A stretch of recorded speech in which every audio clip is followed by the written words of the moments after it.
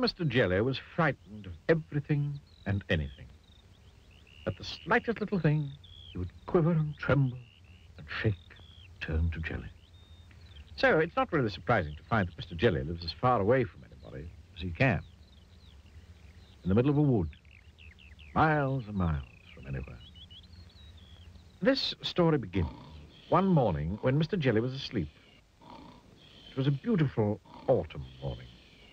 The sun was shining, the leaves on the trees had turned to a glorious red, and the wind stirred gently in the treetops. A single leaf fell gently from the tree right outside Mr. Jelly's house and quietly brushed against his bedroom window as it fell. Mr. Jelly woke with a start.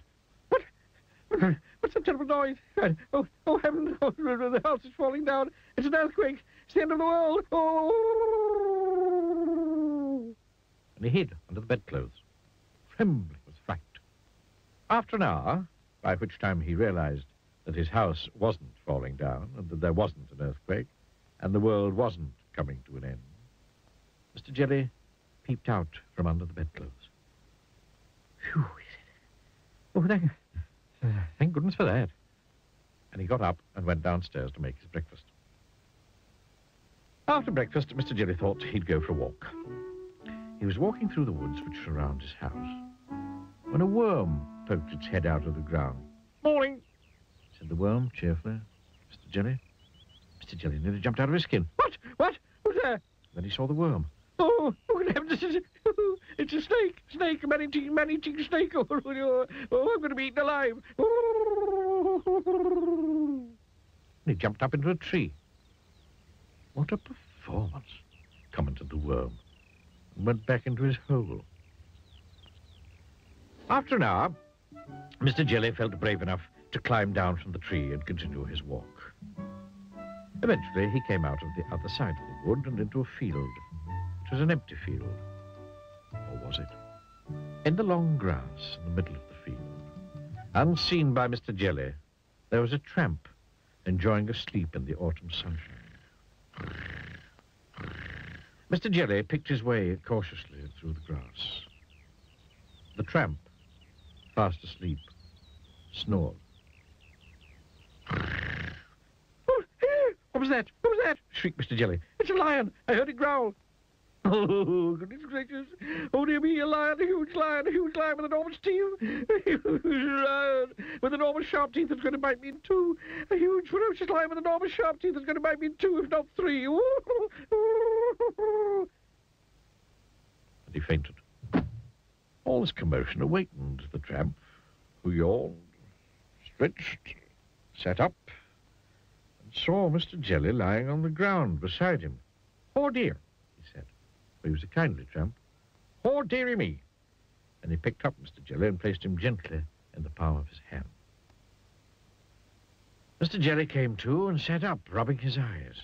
And then he saw the tramp's face looking at him. Oh, disaster. Oh, he screamed. Oh, calamity. It's a giant, an ogre. Oh, gracious, he's going to have me for breakfast.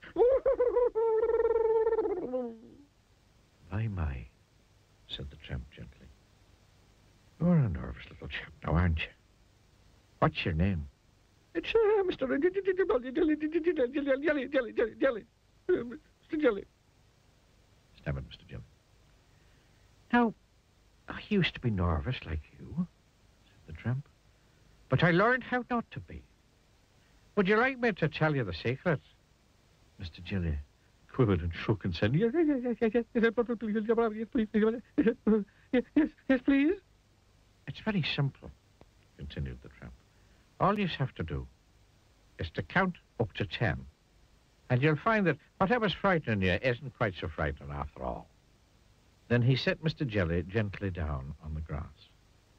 Now remember, he said to Mr. Jelly, count to 10. And off he went. Mr. Jelly thought that it would be a very good idea if he went home immediately. Back across the field he went. Back through the woods he went. He was walking through the woods when he stepped on a little twig. Snap! Went the twig. Mr. Jelly jumped twice his own height in terror.